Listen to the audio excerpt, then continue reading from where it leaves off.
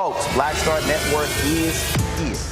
Hold no punches. I'm real revolutionary right now. Black power. Support this man, Black media. He makes sure that our stories are told. Thank you for being the voice of Black America, Roland. Stay black. I love y'all. All momentum we have now, we have to keep this going. The video looks phenomenal. See, there's a difference between Black Star Network and Black-owned media and something like CNN. You can't be Black-owned media and be scared. It's time to be smart. Bring your eyeballs home. You dig?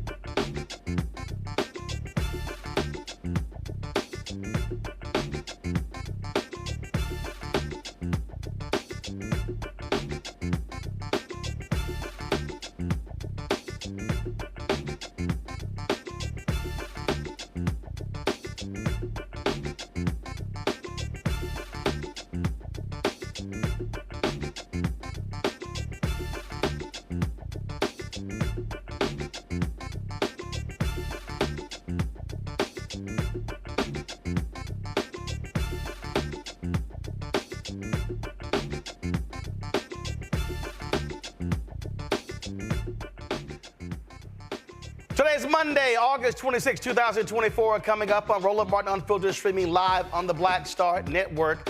Could Florida be in play? Two of my guests say absolutely. We'll talk about that. Also, Donald Trump whining and complaining about debating Vice President Kamala Harris. Her team fires back in a huge way. 200 former officials who work for Republican presidential candidates, they are endorsing Vice President Kamala Harris. We'll talk about that. Also, I got a whole lot to say about a bunch of folk who are running their mouths. Oh, y'all, we about to bring the funk right here on Roland Martin Unfiltered on the Black Star Network. Let's go.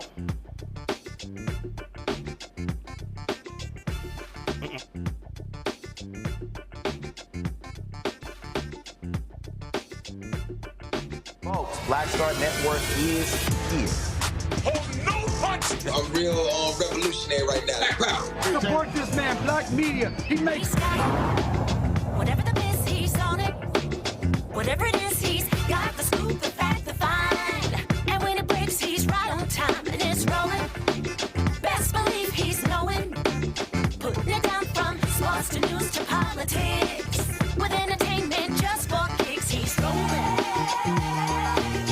It's on go, roll, y'all. It's Roland Martin, rolling with Roland now.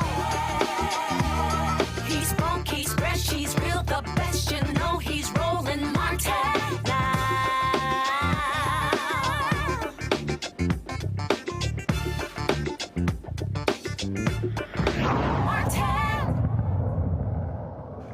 Folks, we're 71 days away from when America will choose the next president. Of course, swing states such as Arizona, Georgia, Michigan, Nevada, North Carolina, Pennsylvania, and Wisconsin, those 7 are what folks are focused on, but the reality is Florida is that one of the states that could be in play. Well, Democratic chair there, Nikki Fried, says don't overlook the Sunshine State, the role they could play in this election.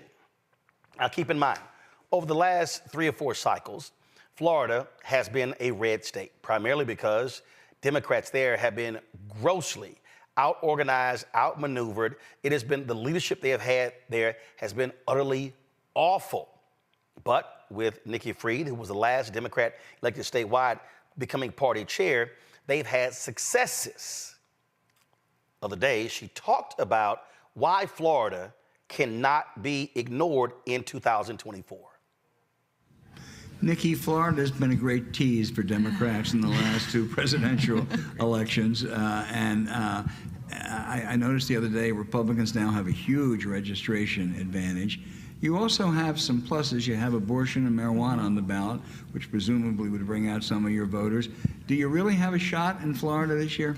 We do. We have a huge shot. And you know, even the misrepresentation of the voter registration gap.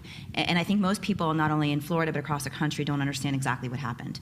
So in 2022, under the leadership of Ron DeSantis and Republicans, they passed a new law that every single year there has to be list maintenance for the supervisors of elections. And they changed the definition of an active voter. So last year alone, 880,000 Democrats ended up on the inactive list. And that is what's making this difference. They all can still vote. And of course, there's a disproportionate amount of African American and Hispanics that are on that list. About 40% are African American and 30% are Hispanic. And those are people that may not have voted in 2022. I think that is historically known that the Democrats, the bottom fell out in November of 2022 with 1 million Democrats not showing up in the gubernatorial race. And a lot of those people end up on this inactive list. So when we are able to talk to those voters who may not have been feeling touched in the last 2 election cycles, have a reason to come out this time, they all can vote. And that's how we start to make up some of those gaps. And Florida has now almost 1/3 of our electorate is independent. And they have been breaking for Democrats 65 to 70%. We saw that in the mayor's race in Jacksonville last year, flipping one of our House seats this year. And so when an energized Democratic base that is organized, that is boots on the ground, we too have about 25,000 new volunteers just in the last 3 weeks. And we have a new organization that's organizing, that's putting all those boots on the ground. We hit 1 million doors as of this past weekend from the beginning of 2024, 1.3 million phone calls in the last, since getting up to our primary, which is on tomorrow, Tuesday. And so these are the opportunities. So collectively, we have an energized base. We have a state that is pissed off that Ron DeSantis has taken us into such an extreme direction in which property insurance is still the #1 issue. Property insurance under DeSantis' leadership, or lack thereof, has grown 400% since he became governor. It's the highest in the country. 6-week abortion ban, book banning, decimation of our complete education system, both from K through 12, higher ed, abortion's on the ballot, cannabis is on the ballot, and a fractured Republican Party. Ron DeSantis doesn't want Donald Trump or Rick Scott to win. it hurts his brand. He'd rather see them lose, and so he can go out in 2028 and say, see, I should have been your nominee in 24. So there's interesting dynamics that are happening in our state.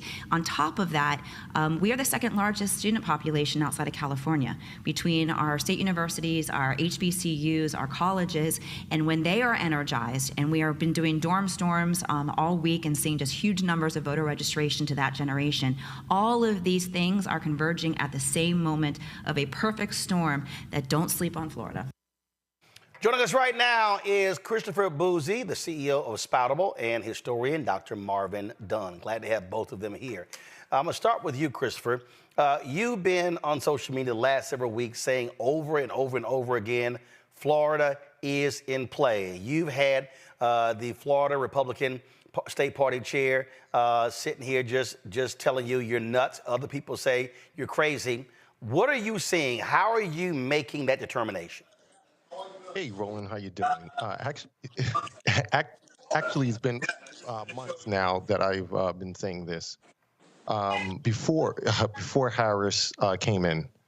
And the reason why I'm saying this is quite a few things, but mainly what Nikki Fried said. There's a lot that's happening in Florida, and I agree with her. I would call it the perfect storm. But also on top of that, you have folks who are just fed up with Trump.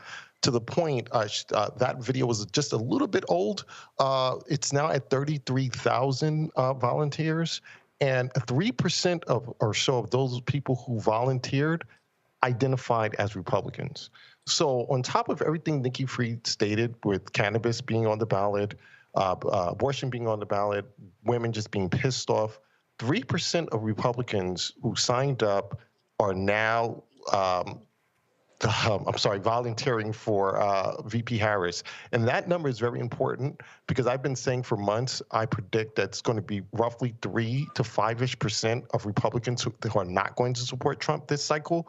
If Trump loses 3% of his support in Florida, combined with everything Nikki Fried stated in that video, Democrats will win Florida. One of the things, Dr. Marvin Dunn, the Democrats have done, you finally now have a real party. You have folks who have been focused on mobilizing, organizing. I mean, you had party leaders before who couldn't raise money, who had no message. They were all over the place. And over the last year, the work that Fried has done, along with Nikki Barnes and others, I mean, so you now have a workable party. What are you seeing? Because you also tweeted something. It said that 70% of eligible black voters in Florida voted for Biden in 2020? That's correct. 71% of the black vote turned out for Barack Obama. And if that number is even approached, Harris will win Florida. I'm sorry, you said 71% of the black vote in Florida turned out for Obama in 2008. Okay, got it. Okay, go ahead. That's correct. And when a black person is head of the ticket, black people go to the polls. And when black folks perceive a racial enemy, as Trump is, all the more motivation for blacks to vote. I'm convinced that the black population of Florida will turn out in such numbers that they will elect the next president of the United States, even if Kamala Harris does not step in Florida at all. On that particular point there, Chris, and I have long been saying on this show, on radio and others, that when black people vote our numbers, when we're focused on capacity, we change the game. And I keep saying the threshold is 70% or higher. We saw even in the race with Andrew Gillum versus Ron DeSantis for governor, where in those blue counties they're not voting at 65, 70%. It was in the 54, 57% range. And so what you're looking at is with these volunteers signing up and with what we saw last week, defeating Ron DeSantis candidates for the school board, that you have a perfect storm that's developing where Democrats can be extremely competitive and actually win. Yes, absolutely. And I also agree, I'm sorry, with your previous guest. When you one who is black at the top of the ticket, whether it was Obama, whether it was Gillum, black folks, they come out. And if you can get that number up there, that percentage up to the 70-ish, just a little bit above that, you're in a good position. But on top of that, let's not forget enthusiasm, momentum, all of that plays a part in this. And right now, VP Harris has it. We just saw with the convention, folks are, fired up, and I've been calling it a super spreader event. And I'm not talking about COVID-19. I'm talking about the joy, the enthusiasm, all that stuff. They're bringing this stuff back to, their districts, and I do think people are fired up, and that's what she needs. So, not only do I think Florida is in play, I actually do think she's going to win Florida, because there's a difference between it being in play and actually, I believe she's going to win, and I do believe she's going to flip Florida, and I also think that that Senate seat is also going to flip as well. Marvin, there's somebody just posted this graphic on social media, and it shows announced field offices. The difference between Harris and Trump. In Wisconsin, Harris 48, Trump 40, Michigan 30-12, Georgia 24-12. But so at the bottom there, you see Florida at 12-2. It said total field staff for Harris 1,500, volunteers 400,000, compared to field staff of 300 and volunteers 14,000 for Donald Trump. So Florida's a big state. 12 field offices isn't a lot. So what do you want to see happen? There are others who say, listen, they should not throw any money in Florida. They should keep their focus on the other 7 states. Yeah, but Roland, they're spending money in Florida now. Okay. Trump is now buying ad time, TV ad time in Florida. Okay. Why is that? We just found that out today. They're spending money in Florida. Why? They're worried about this state. They should be. Florida's not as red as people think. Also, Christopher, Politico dropped a story talking about Vice President Kamala Harris really focusing on Latino vote. And this story was quite interesting. This was even before Biden announced he wasn't going to run. There was a meeting in February at the Vice President's mansion, and she wanted to know. She was concerned about the Latino vote and also the state of Spanish language media in the race as well. So this shows you, and this was a huge mistake that Democrats made in 2020, not really focusing on Spanish language media. Same thing in 2016. And so this is a candidate who understood as early as February of this year the importance of the Latino vote. And we're now seeing that not just here, in other states, where she has a 24-point advantage among Latinos. And in Florida, you can't just say Latino vote. You got to look at it a lot different. Cubans and Venezuelans and folks. Obviously, you also got Haitians, you got Dominicans. And so it's a different, you got to really do a lot of micro-targeting in Florida to turn the vote out. Yeah, no, that's absolutely, yeah. Hold on, Marvin, hold on a second. Christopher, then Marvin, go ahead. Yes, no, you're absolutely correct. You have to micro-target because it's the Latino vote is not a monolith, right? And we know that. So she is correct to be concerned about that. And this is where Democrats have failed in the past. You've talked about Nikki Fried, Nikki Barnes, and the rest of those folks. They are doing what they're supposed to be doing there. But I also just want to kind of just go back a bit in terms of the money that's being raised and things like that. Look. Folks are saying to ignore Florida. That is at their peril, and I will explain why really quickly, Roland. If Democrats don't win Montana, they need Florida to keep the Senate. They must win Florida. Also, when it comes to the House, we saw what happened in 2022 when the bottom fell out in Florida, and Democrats would have been able to hold the House if not for Florida and New York. So this whole idea that, let's just ignore Florida and let's focus on other places, it's absurd because Democrats have to win that Senate seat to run up the score just in case Democrats do not win in Montana. So Democrats can't ignore Florida. Marvin, go ahead.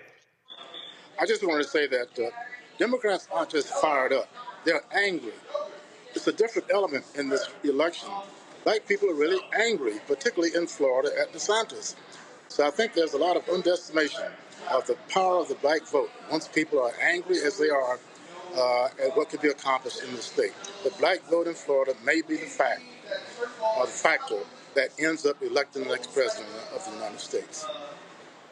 All right, then, Dr. Marvin Dunn and Christopher Bouzy, I certainly appreciate both of y'all being on today's show. Thanks a lot. Thank you. You're welcome. Thank you for having me. Thanks a lot. Going to go to a break. We come back, chat with my panel about this and some other stuff. Folks, there's a lot going on. And yeah, you see me rocking the Georgia stand-up shirt today. And that's exactly what we have to do for this election. We'll be right back. On Get Wealthy with me, Deborah Owens, America's Wealth Coach. Women of color are starting 90% of the businesses in this country. That's the good news. The bad news, as a rule, we're not making nearly as much as everyone else. But joining us on the next Get Wealthy episode is Betty Hines. She's a business strategist, and she's showing women how to elevate other women. I don't like to say this openly, but we're getting better at it. Women struggle with collaborating with each other. And for that reason, one of the things that I demonstrate in the sessions that I have is that you can go further together if you collaborate. That's right here on Get Wealthy, only on Black Star Network.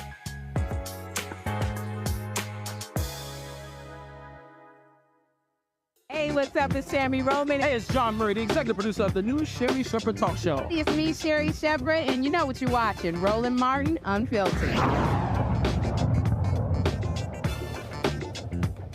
All right, folks, my panel, Dr. Julianne Malveaux, President Emerita, Bennett College, also economist and author, joining us out of D.C. Derek Jackson, Georgia State Representative out of Atlanta. Joy Cheney, founder of Joy Strategies out of D.C. The thing here, Joy, I'll start with you. And again, Florida has been written off, frankly, because it's been grossly mismanaged by Democrats in that state. You finally have a competent leader in Nikki Fried, and you're seeing the results of real leadership. And as this shirt says, they are organizing, they're mobilizing, they're strategizing, and that's why Florida looks a lot different in 2024. No, it does. And, you know, I think the other reason is we've lost. And sometimes when you've lost a couple of times, you start to get down on the state. And we've lost in times where we thought we were going to do a lot better. So there are real concerns about Florida. I know that some were still concerned about the turnout from last Tuesday. So the Florida Democratic Party definitely has something to prove. But I think what is clear when you look at where they're putting their money, the campaign, the Harris-Walz campaign is putting their money, is they're saying, look, we're going to have more than what we need. And we're going to make a play for Florida. DeSantis is much weaker than we thought he was going to be. You know, if folks remember, we thought we could have had a DeSantis ticket in the Republican Party. That did not happen. He is now sulking and licking his wounds in Florida, and he's at odds with Donald Trump. But we cannot overlook that there are a lot of nice Republicans in Florida who won't tell people that they're supporting Donald Trump because they know that that's not a nice thing to do, but they are actually going to vote for him. So we have to do, in order for us to win Florida, we would have to go well beyond what any poll says. So whatever you see, we need to be 6 points beyond that at least. So that I'm not saying it's not possible. We got to try. In fact, for the future, we have to try. But it's going to be a tough uphill battle. Well, here's the deal here, Derek. At the end of the day, go to my iPad. If you look at the map, here's the reality. Florida has 30 electoral college votes. You see that here at the bottom. If you look at North Carolina, 16, Virginia, 13, Pennsylvania, 19. When you look at Wisconsin, 10, Michigan, 15. When you look at Colorado, you look at over here, Arizona, 11, Nevada, 6. Bottom line is this: you win Florida, hell, you don't need Wisconsin and Pennsylvania. Wisconsin and Pennsylvania is 29 electoral college votes. Wisconsin, let's say Wisconsin and Michigan, that's 25 electoral college votes. And so what you're hearing here is, bottom line is, you put Florida back in play, it absolutely changes the map for Vice President Kamala Harris, Governor Tim Walz, and Democrats. You know, Roland, while we were all last week in Chicago during the DNC, before we left, the Harris and Walz team, they were, I'm giving a little insight here. They're trying to go after the 2008 Electoral College map. I'm not sure if your team can pull it up, but their goal is to reach that 365 Electoral College votes that Barack Obama did in 2008. And so when you look at that map, Roland, it includes Florida, it includes Ohio. And so when you look at where they're opening up these offices, I mean, think about the comparison and contrast that you put up there with your previous guest. 1,500 offices versus 300 for Trump. They got 400,000 volunteers versus 14,000 volunteers. And so when you think about that, and they were raised over $600 million, right? Their goal, the Harris and Walz campaign team, they're going for the juggler. And when you think about that map, Roland, the 2008 map, it clearly demonstrates that they're following the playbook that Barack Obama 2008 team did. And they have the resources, the money, the field offices, the volunteers, the enthusiasm. They're strategizing, organizing, and mobilizing to do exactly the same as that map. Well, if you look at this map, again, Julian, I'm going to go back to it so you see here. So let's just say, and how on this map here, I have Democrats winning Virginia, North Carolina. Let's just say, again, North Carolina stays red. Okay, they go to 218, Democrats at 310. Let's just, again, so this is how Florida changes the whole deal. If I turn Florida red, you see right here, then all of a sudden, Republicans go up to 248, Democrats are down to 280. And so on this map here, I have Democrats winning Nevada, winning Arizona, winning Minnesota, Wisconsin, Illinois, Michigan, Pennsylvania, and Virginia. So this, I would dare say, that Democrats will say is the realistic map. Because, again, as you see, Republicans winning Ohio, only difference is that one delegate in Nebraska, that one delegate would go to them. So really, you would pick up one there. And so this is sort of how they're thinking. And again, when you start looking at why states matter, if I take Arizona and I make Arizona red, all of a sudden they're at 269. And then that one delegate that's in Nebraska, that puts them at 270. And so that's really how they're thinking. But, Julian, when you're looking at with the Latino vote, which is also critical, again, that's why Arizona changes. And so, and again, so some people say it's wishful thinking, but I really think when you look at the momentum, you look at how they're moving, I think they could feel good about Florida. I will not say, based on my conversation with the campaign, that they think Florida is in play, but they can play around in Florida. And if that thing begins to keep building, then I think you might see a changing strategy come late September and October. No, Roland, I'm thinking back to 2016 and the campaign that Hillary Clinton had, the fact that she ended her campaign with money in the bank. I mean, every time we talk about it, a group of us, we get annoyed. Had she put some resources into Michigan, had she put some resources into Wisconsin, we would have had a whole different story. So I'm thinking that the Harris... Remember, she didn't even show up in Wisconsin. She never even stepped foot in Wisconsin. Precisely. And all those black people in Milwaukee could give me a break. But so what I'm thinking about the resources that Harris-Walz campaign has and how they choose to deploy their resources. I think that Florida is in play. I'm persuaded by the brothers you had on earlier, but also by what I hear from folks. In play, but not won. Nothing is won. Here's the biggest thing for the Harris-Walz campaign. people cannot be complacent. We had a great week in Chicago, but there are a lot of people who, okay, we got this. No, we don't have this. There is no way that we have this. We have got to work our hind parts off for this ticket, and we have got to make sure not only that this ticket, but when we look at Maryland, Angela also Brooks, I don't think the sister in Delaware is any trouble. She's got that, but nobody has anything. We need to have the most massive turnout so there are no questions about what's up.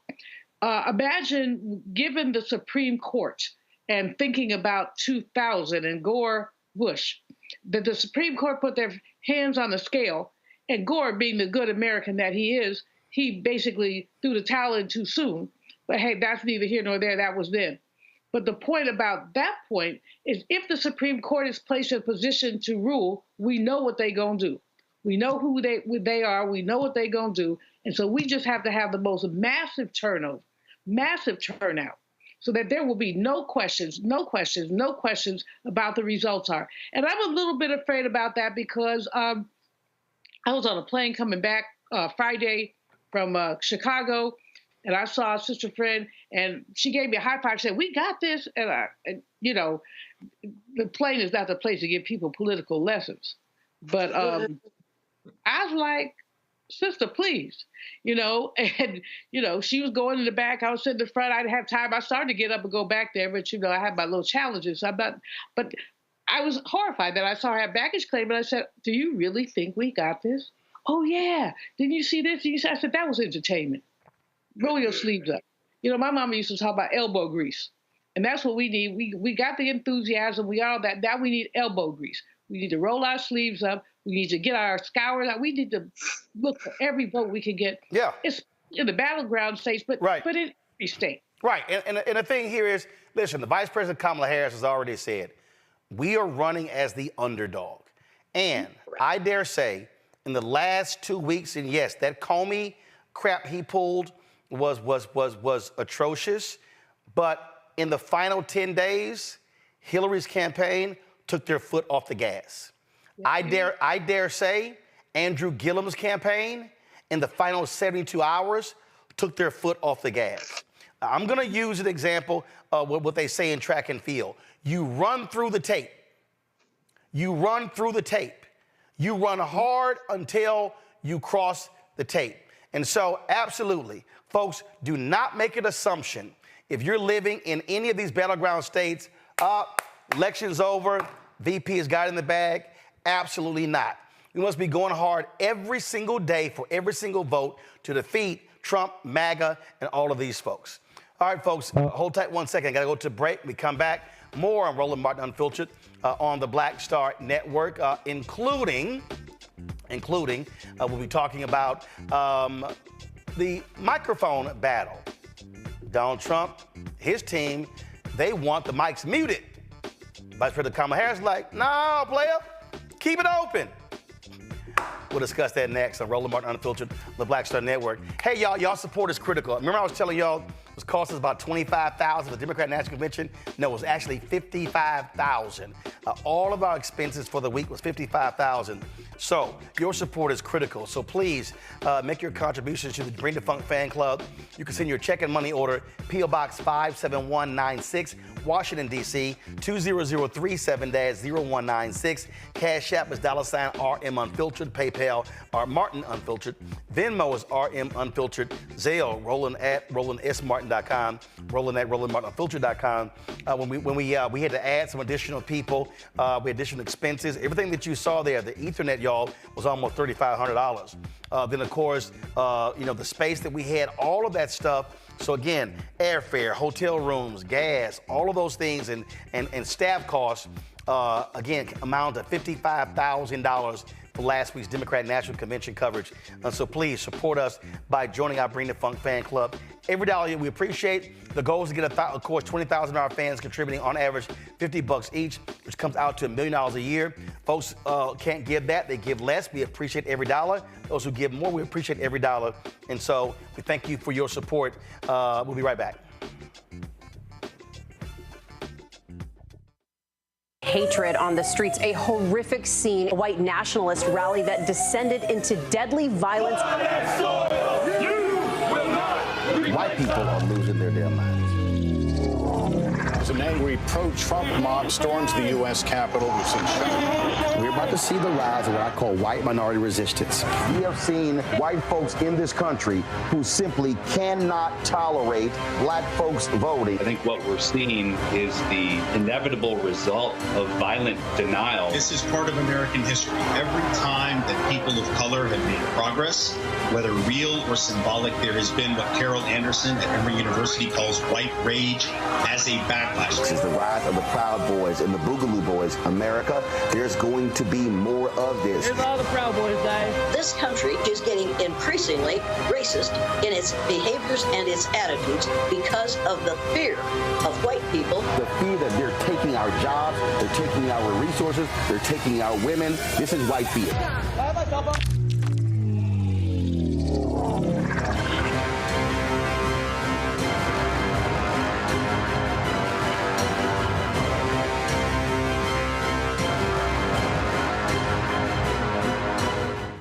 Hey, what's up, y'all? I'm Devon Frank. I'm Dr. Robin B., pharmacist and fitness coach, and you're watching Roland Martin Unfiltered.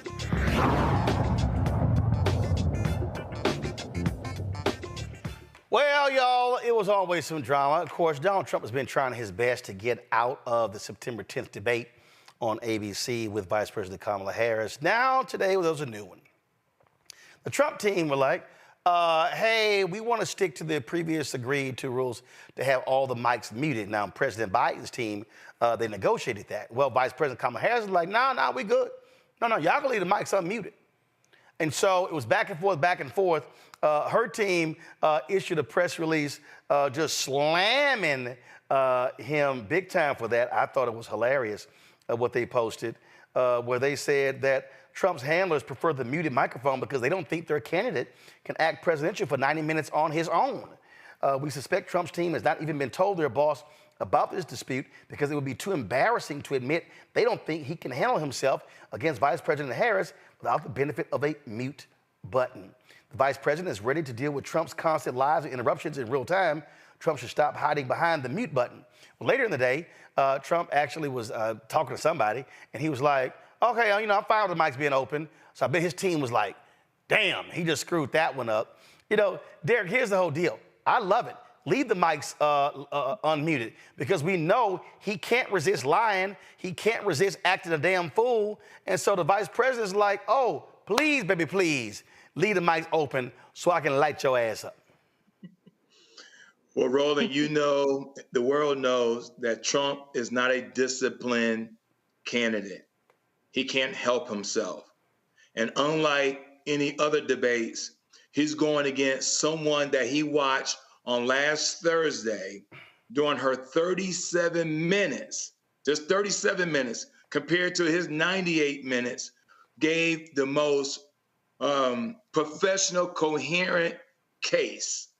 She is a trained prosecutor. She's going to go for the jugular. She's going to balance it in the manner in which she will. She understands his type. She said that she understands his type. She knows how to press his button.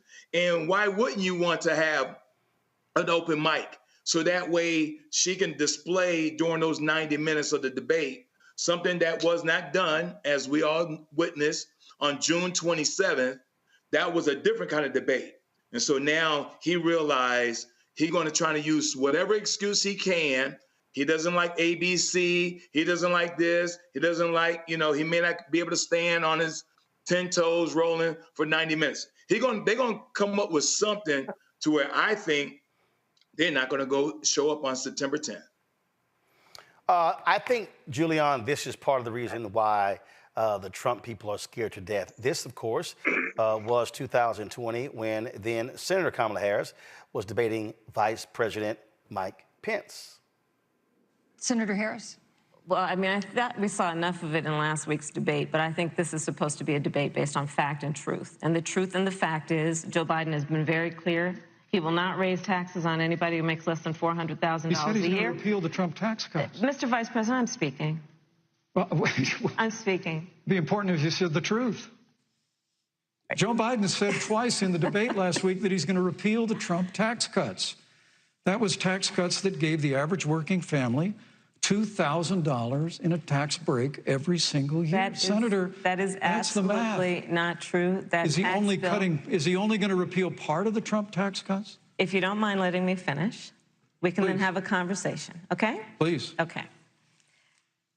Joe Biden will not raise taxes on anyone who makes less than $400,000 a year. He has been very clear about that. Joe Biden will not end fracking. He has been very clear about that.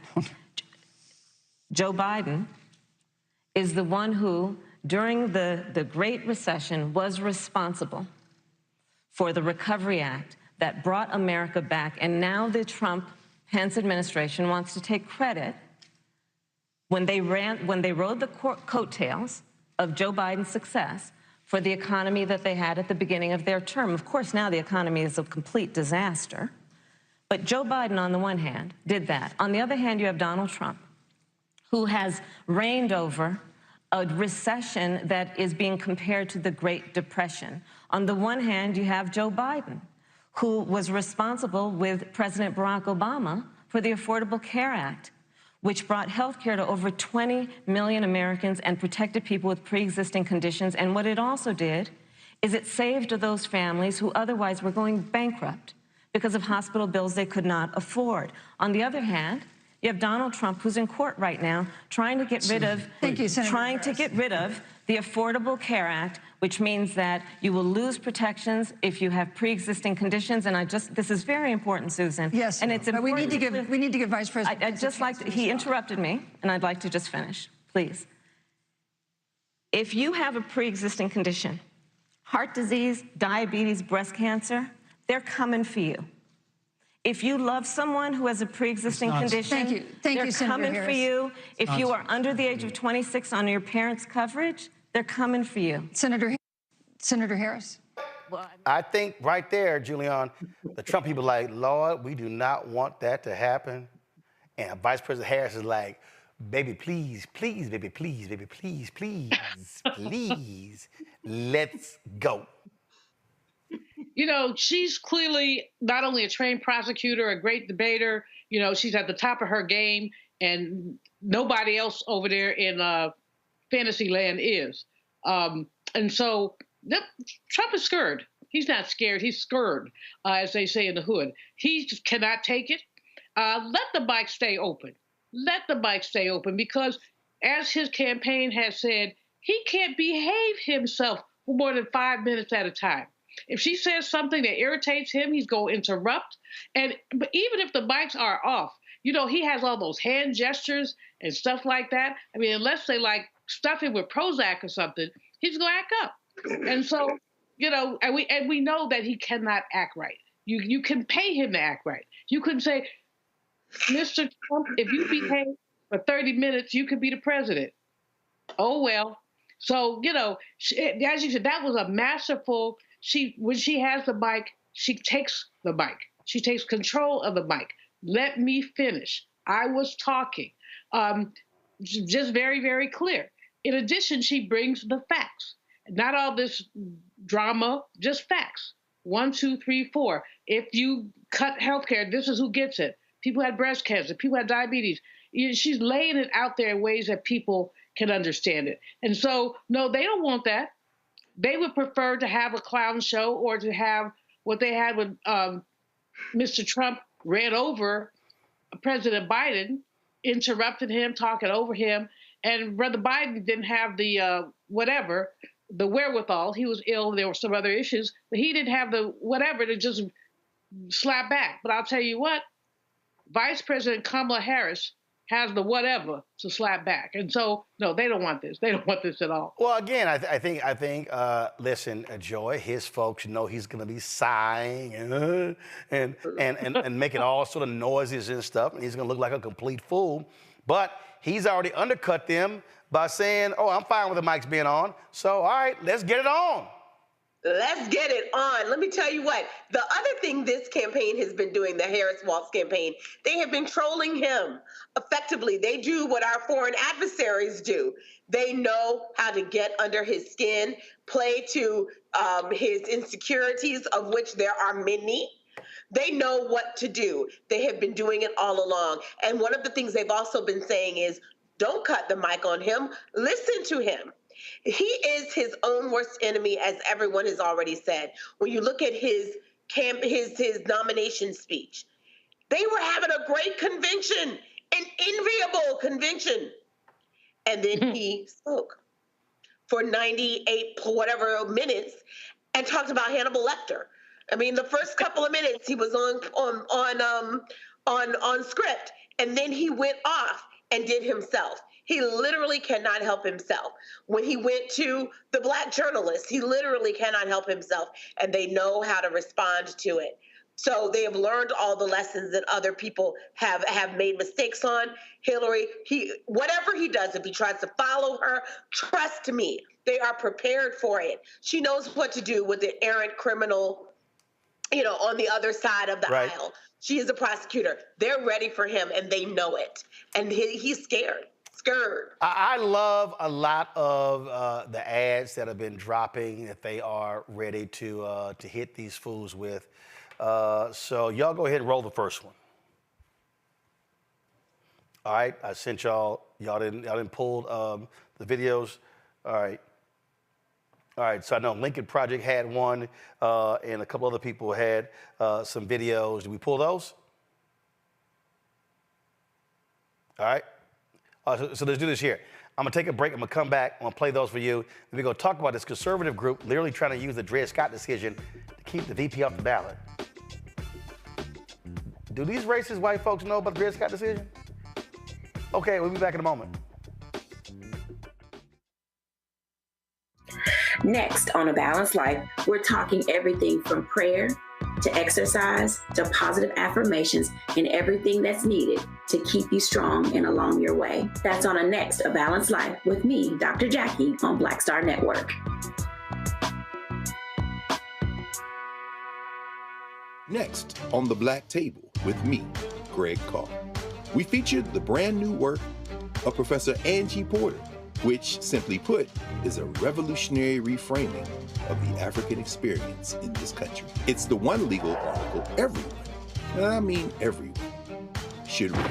Professor Porter and Dr. Valencia Watkins, our legal roundtable team, join us to explore the paper that I guarantee is going to prompt a major aha moment in our culture. You crystallize it by saying, who are we to other people? Who are African people to others?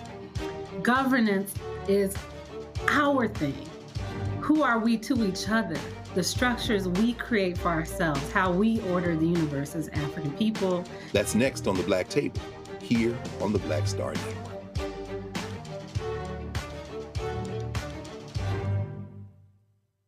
Hey, what's up? Geek Tony in the place to be. Got Kicked Out Your Mama's University, creator and executive producer of Fat Tuesdays, an air hip-hop comedy. But right now, I'm rolling with Roland Martin, unfiltered, uncut, unplugged, and undamn believable. You hear me?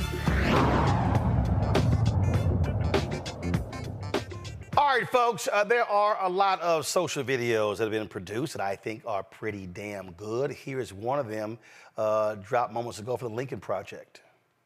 Last week in Chicago, Kamala Harris promised us a bold vision for America, a better, stronger nation.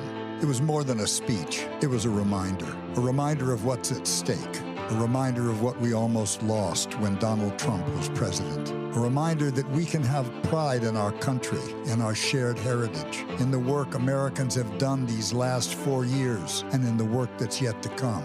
That America still has leaders ready to step up, continue to rebuild, and make a strong and prosperous nation, ready to secure our borders, protect our rights, and defend democracy both at home and abroad. To help America's middle class get ahead, give young people a financial future so they can raise families, purchase homes, and build legacies that will take the next generation forward. It was a reminder of what's on the line, what it costs to get here, and how Kamala Harris will lead us forward and never go back.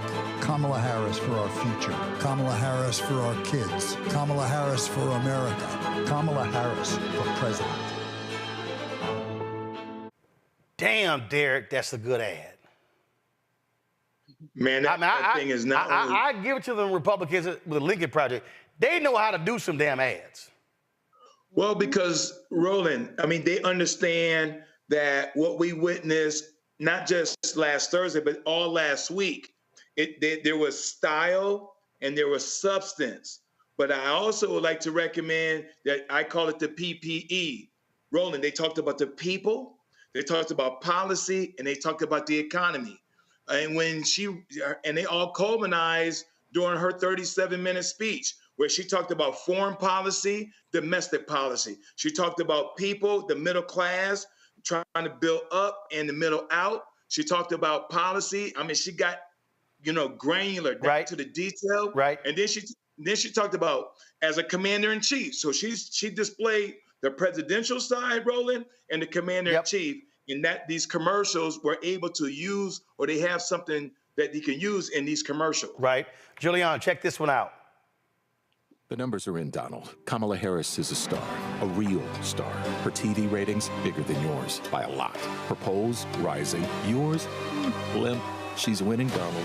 She's better than you on TV, smarter, more charisma, a better speaker, more patriotic, more American, stronger. Even Fox News is hanging up on your crazy calls. Mr. President, thank you so very much, sir. You've lost it, Donald, and you're about to lose everything.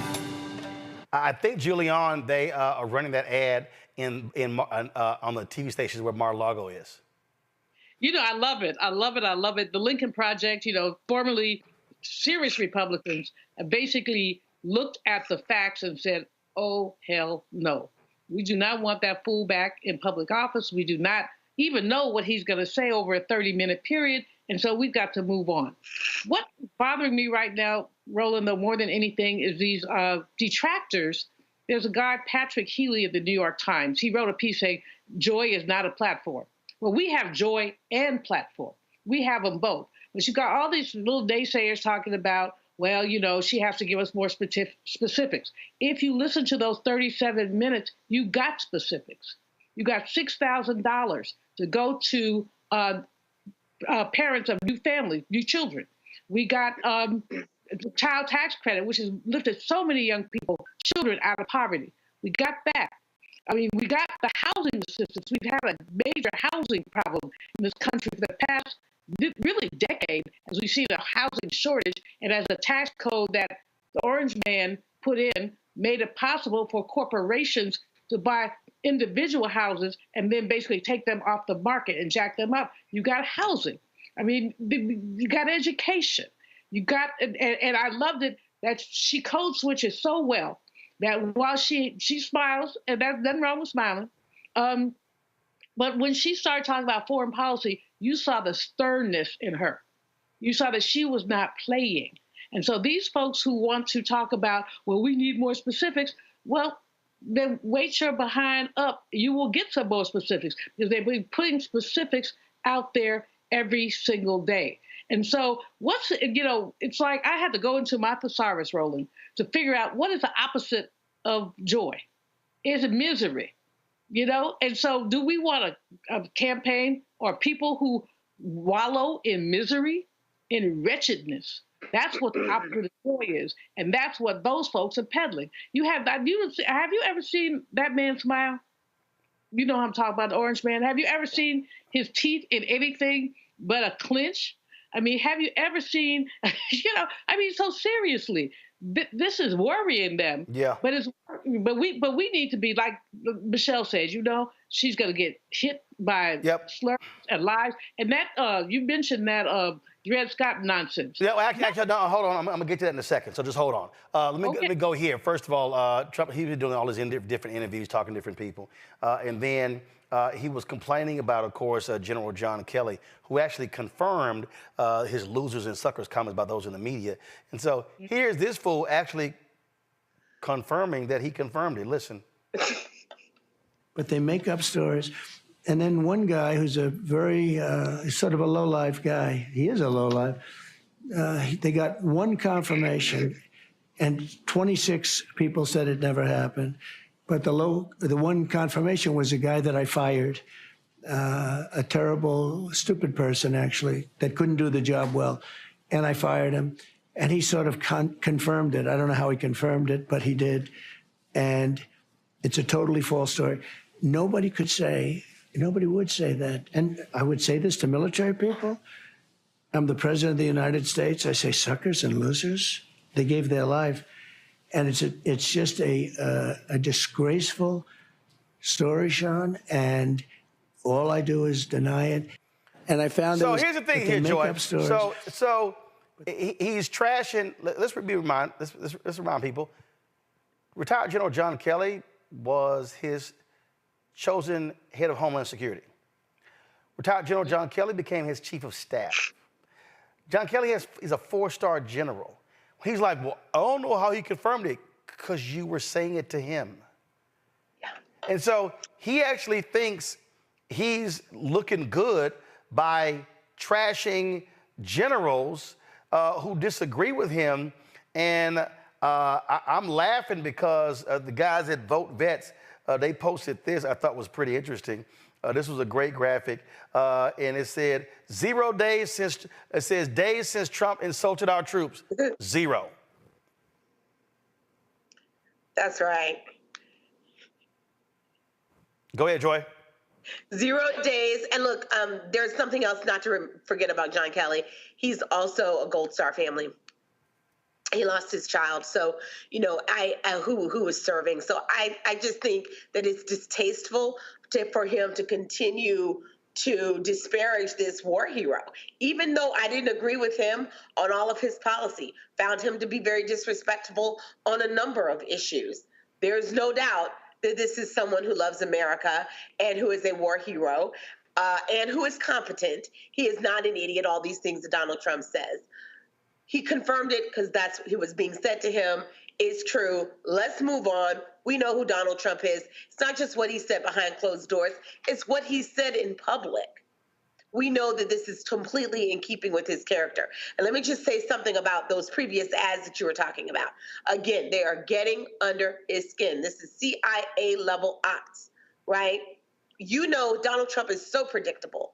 We know how to get under his skin, how to encourage him to make an unforced error by saying things like, she's more popular than you. It's true. Right. He knows it's true, and saying it's true and putting it out there is it's an audience of one. And I think that's what the Lincoln Project is so good at. They are appealing to Republicans, but they're also appealing to Donald Trump. Yep. And they are causing him to atrophy, to stay off the campaign trail, to be at home talking to people at Mar-a-Lago about whether his campaign is going well or not, instead of his voters. Well, he is making a huge mistake. Yeah, it's because he's being trolled. We'll check this out. The Harris-Walz campaign dropped this. More than 200 Bush, McCain, and Romney alumni endorsed Vice President Harris for president. They lay out in here all the different individuals. And also, remember, prominent conservative former federal appellate judge Michael Ludick also said he plans to vote for a Democrat for the first time ever. Now, ABC, in their story on this, quoted this retired general. You see, let me go iPad, General Larry Ellis. You see the brother right here, who served in the rank under President George W. Bush, is endorsing Vice President Kamala Harris. He's of course, was the commander of the U.S. Army Forces Command. This is the first time he's ever endorsed a candidate. This is what he said, Derek. Donald Trump has demonstrated that he is wholly and dangerously unfit for commander-in-chief. He praises and emboldens our enemies that seek to weaken our country. He has denigrated our brave men and women in uniform. He said that if any service member were to ever act just a bit like Trump, quote, then he or she would be immediately removed from the leadership position, admonished, and separated from military service. You know, Roland, as a 22-year retired military officer myself, a lot of my former colleagues, those in the military, a lot of them voted for Trump in 2016. But the straw that broke the camel back, Roland, this time was January 6th.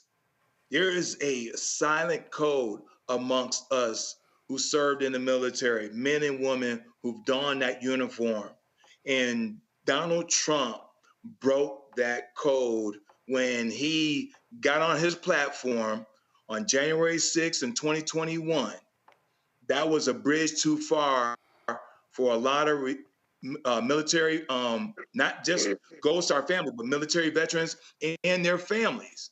And so that's the reason why you see top brass that has never done, as you just articulated, Roland, they never endorse. We typically don't endorse folks, but they're coming out and their driving motivator was because of what took place on January 6, 2021. Absolutely. And so what you are seeing, folks, you are seeing, again, how this campaign is shaping up. I was telling you about this insane conservative group. They're claiming that Vice President Kamala Harris is not constitutionally eligible to run for president. The 90-year-old National Federation of Republican Assemblies, they literally are citing the 1857 Dred Scott Supreme Court decision, considered the worst Supreme Court decision ever. They're using that to say that Harris cannot run for president. In Dred Scott versus Sanford, it was declared that slaves weren't U.S. citizens and not protected by the federal government. According to the platform and policy document from the NFRA, the Constitution's description of presidential requirements disqualifies Harris entirely based on citizen requirements, which states that only natural-born citizens can hold the position. The document argues that Harris's parents were not American citizens at the time of their birth. The Dred Scott ruling was overturned by the 13th and 14th Amendments to the Constitution, which abolished slavery and declared all persons born in the United States to be citizens. They want the Supreme Court to review this. This shows you how you have nutcase deranged Republicans, Julian. Nutcase deranged, but also fundamentally racist, ignorant, and try to go back. The Dred Scott decision said, paraphrasing, Black folks have no rights that whites are bound to respect. That was 1857. After some back and forth, no rights that whites are bound to respect. And these folks want to go back to that time, and you can tell that. But it's like the most far-fetched argument, even this Supreme Court, I would venture to say, even this Supreme Court, with all its madness, would not uphold anything like this. But they are grasping at straws, just like those January 6 people were, grasping at straws, unable and unwilling to deal with the realities of contemporary democracy, contemporary politics, just unwilling to deal with it. So, I mean, Roland, when I saw that, I laughed for a couple of minutes and I went back to read the Dred Scott decision because it's an important decision that we had to spend a lot of time overcoming. Blacks have no rights that whites are bound to respect. That's sobering. I have no idea what these Republicans think they're doing, but that ain't gonna play well with Black folks, Joy. No, it's not. But here's the thing: it's worked before, and it didn't work because he, ultimately he wasn't able to beat Barack Obama in any of his efforts. But he was able to mobilize them to hate us and to have a false sense. There are many people who still don't believe that Barack Obama is someone who was able to be president of the United States. And so they go back to the same playbook over and over and over again. It's laughable, it's ridiculous, but we cannot ignore it completely. We have to accept that there are people in the United States who will believe anything. They will do everything in their power to otherize anyone who is not white, changing our name, making it sound more exotic in their view than it is, doing all of those things. So we have to be very careful about this. We have to be monitoring and counteracting it on social media, and we just can't overlook it. This is a playbook that has worked for them in the past, and Republicans, we need them to counteract it as well. Yep. Kamala Harris is well qualified to be president. Well, here's this, Derek. You've got these racist Republicans, Milo, Giannupa, whatever his name. I mean, he's been a violent racist. And, of course, Gavin McInnes, founder of the Proud Boys, another racist. They're going to be holding the roast of Kamala Harris at the University of South Carolina. We're going to talk about that in the next, I want to deal with that. But it shows you how these white racists, how they're operating, and some black folks who are University of South Carolina graduates want this to be shut down. Also, after the break, we're going to talk about Robert Kennedy Jr. He has endorsed Trump, but did he forget all the stuff he was saying about Trump just a couple of months ago? We didn't. It's receipt time. And the head coach of Auburn University basketball team, Bruce Pearl, attacks wokeness and calls Vice President Kamala Harris a socialist. Black parents, don't send y'all kids to play basketball at Auburn. I got something to say about that. That's next on Roland Martin Unfiltered on the Black Star Network. Support our work. Join the Breonna Funk fan club. Send your check and money order. P.O. Box 57196, Washington, D.C. 20037-0196. Cash App, $RM Unfiltered. PayPal, R Martin Unfiltered. Venmo is RM Unfiltered. Zelle, Roland at RolandSMartin.com. Roland at RolandMartinUnfiltered.com. We'll be right back. Next on A Balanced Life, we're talking everything from prayer to exercise to positive affirmations and everything that's needed to keep you strong and along your way. That's on a next A Balanced Life with me, Dr. Jackie, on Black Star Network.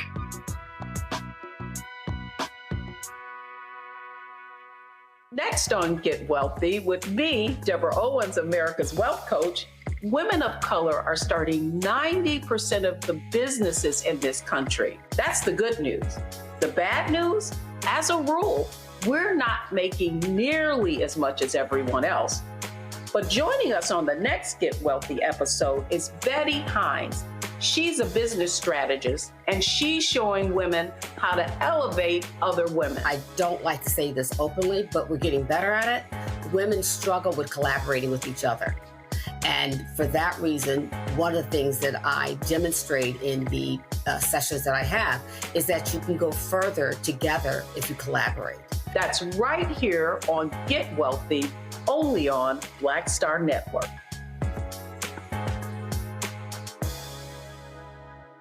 Hello, we're the Critter Fixers. I'm Dr. Bernard Hodges. And I'm Dr. Terrence Ferguson. And you're tuned in to Roland Martin Unfiltered.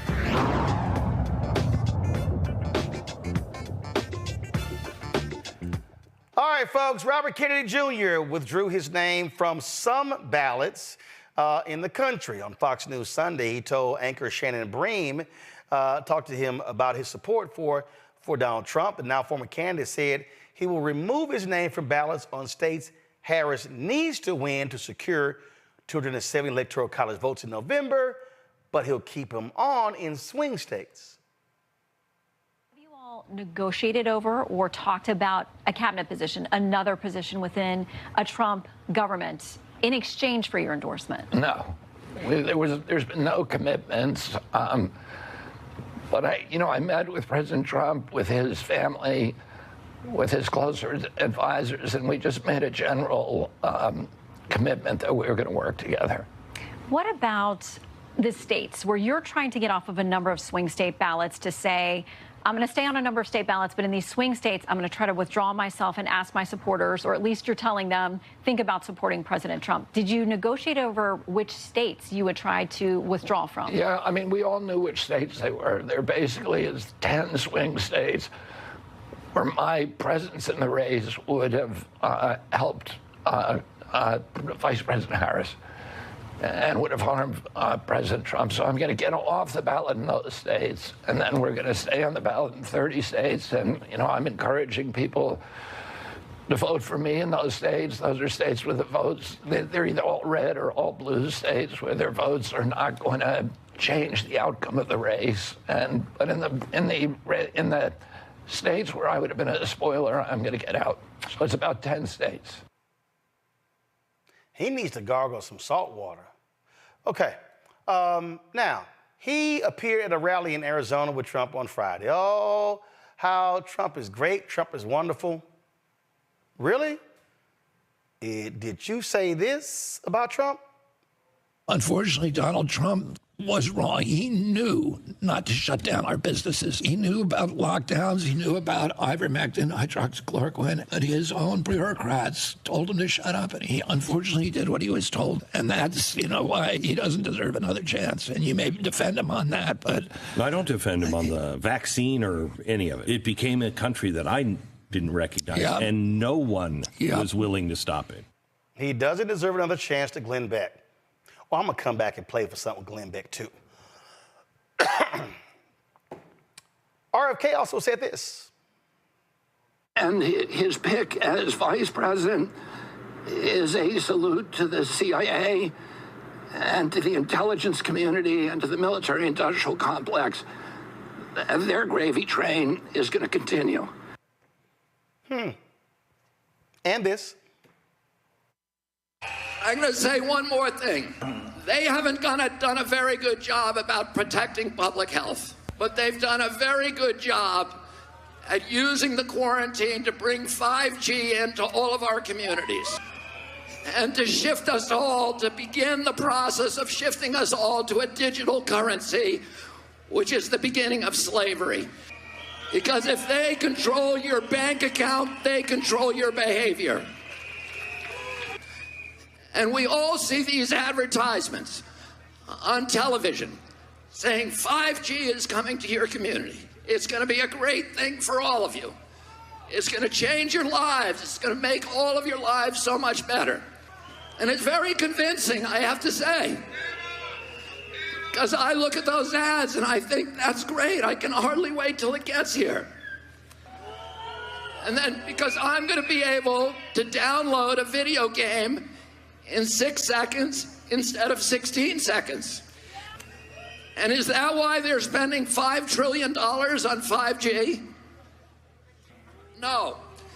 The reason is for surveillance and data harvesting. It's not for you and me. It's for Bill Gates. It's for Jeffrey Zuckerberg. And it's for Bezos and all of the other billionaires.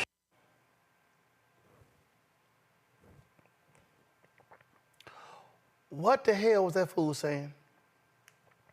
Now, Fox News now loves Robert Kennedy Jr. But there was a time when they didn't. RFK Jr. supports a national federal smart grid that would control how long we can keep the lights on in our homes, how long we can keep the water on. That is communism, not capitalism. President Trump opposes that, and I think the American people do. Oh, who was that talking? Oh, that was Trump's press secretary. But now they love him. Oh, we're not done. Here's more of crazy, deranged Robert F. Kennedy Jr. And his belief was that the HIV epidemic was not being caused, or the AIDS epidemic was not being caused by HIV. It was being caused by toxics, particularly toxics that gay men were exposing themselves to in this kind of party lifestyle. And particularly amyl nitrate or poppers were probably the most clear culprit in the epidemic of Kaposi sarcoma, which was the first signal of the AIDS issue. And I don't know whether you have he believes that HIV does not cause AIDS, that it's all caused by toxics. And I don't know if you adopt that kind of orthodoxy, but I know I'd love to hear your opinions on that. But also I know that's consistent with a lot of things that you talk about, that the real problem is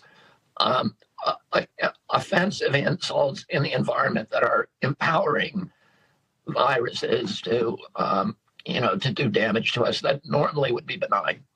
If we had a healthy ecosystem inside and outside, polio wouldn't exist, and HIV wouldn't exist, and TB, and all of these other that have these kind of environmental connections. But see, this is no shock when folks actually are speaking sanely and then they turn around and kiss Donald Trump's ass. Here's Trump's own vice president, J.D. Vance, talking about him before the Trump voodoo doll got to him. I didn't vote for Trump. I'm never a Trump guy. I never liked him. It makes you think that at a fundamental level, this is sort of a he said, she said, right? And at the end of the day, do you believe Donald Trump, who always tells the truth? Just kidding. Or do you believe that woman on that tape? I cannot stand Trump because I think he's a fraud. Well, I think he's a total fraud that is exploiting these people, who is a total fraud. Like you said, I agree with you on Trump because I don't think that he's the person. I don't think he actually cares about folks. So, as a conservative who thinks that Trump does not have the answers and isn't qualified to be president, what are you going to do this election, if you don't mind saying? My current plan is to vote either third party, or as I joke to my wife, I might write in my dog, because that's about as good as it seems. But, you know, I think there's a chance, if I feel like Trump has a really good chance of winning, that I might have to hold my nose and vote for Hillary Clinton. Ultimately, I think I'll probably vote third party. I might vote for this new guy who I really like, Evan McMullin, who I actually met the other day. But I think that I'm going to vote third party because I can't stomach Trump. I think that he's noxious and is leading the white working class to a very dark place. So do y'all see what happens when you sell your soul? Do you see what happens when you are willing to give up any morals, values, principles, and ethics? That's literally what we are looking at there, Julian, plain and simple. They have sold their soul to the devil and his imps, Donald Trump and his followers. Neither J.D. Vance nor Donald Trump has any self-respect. Why would you ask somebody to be on your ticket who has talked about you like that, who's basically said you didn't trust you? How do you ask somebody to be on your ticket like that? But you know, Trump has no self-respect. Well, easy. When they express fealty to you, when they bow down and kiss your ring, kiss your feet, you're like, okay, little boy, great job, come along. There you have it. But I mean, at the same time, Roland, what we have to look at is that this guy, J.D. Vance, is not stupid. I mean, he's not, he's venal. He wants power. He's 39 years old. He's been tapped to be the VP to a man that he says he detests. Okay, to a man that he says he detests. Yep. But the price for being on that ticket is to lie out of all sides of his mouth, to say, oh, yeah, he's a great guy, he's a good guy. He can't explain that. They keep talking about Kamala can't explain policy inconsistencies. Can he explain why he is on this ticket? Yeah, he can. He can. Power.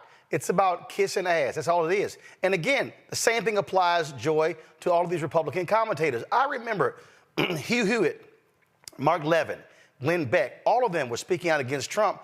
Oh, now they're just, oh my God, if we don't elect Trump, the world's going to go to pot. Here is that idiot Glenn Beck.